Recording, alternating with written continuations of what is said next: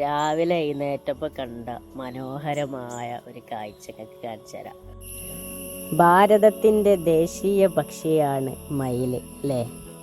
ഇന്ത്യയിലും ശ്രീലങ്കയിലുമൊക്കെയായി കണ്ടുവരുന്ന ഇവയുടെ ശാസ്ത്രീയ നാമം പാവോ അഥവാ ക്രിസ്റ്റേറ്റസ് എന്നാണ്. ആൺമയിലിൻ്റെ മനോഹരമായ പീലി വിരിച്ചാട്ടം ലോക പ്രശസ്തമാണ്. അതാണ് ഇപ്പോൾ നിങ്ങൾ കണ്ടുകൊണ്ടിരിക്കുന്നത്. ആൺമയിലിന് നീല നിറവും നീളമുള്ള വർണ്ണാഭമായ പീലികളുമുണ്ട്. എന്നാൽ പെൺമയിലിന് പീലി കുറവാണ്. അവക്ക് തവിട്ടു നിറവും മങ്ങിയ ശരീരപ്രകൃതിയുമാണ്.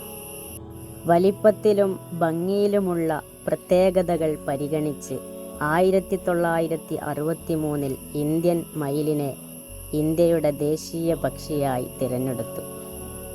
ധാന്യങ്ങൾ, പഴങ്ങൾ, ചെറുപ്രാണികൾ, പാമ്പുകൾ എന്നിവയാണ് ഇതിൻ്റെ പ്രധാന ഭക്ഷണങ്ങൾ.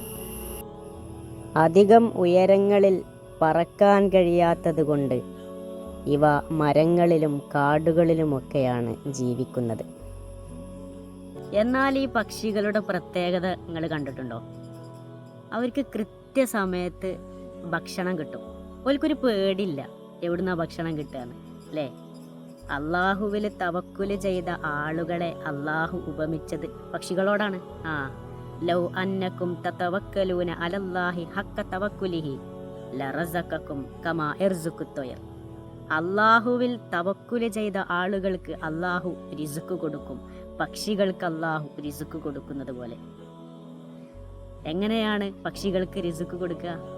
തൗദു ഹിമാസൻ വ തറൂഹു ബിത്താന. രാവിലെ ഒട്ടിയ വയറുമായിട്ടാണ് ഈ പക്ഷികൾ പുറത്തേക്ക് വരിക. എന്നാൽ കൂട്ടിലേക്ക് കയറുമ്പോഴോ നിറഞ്ഞ വയറുമായിട്ടായിരിക്കും കയറുക. അതാണ് പക്ഷികൾക്ക് അള്ളാഹു റിസ്ക് കൊടുക്കുന്നത്.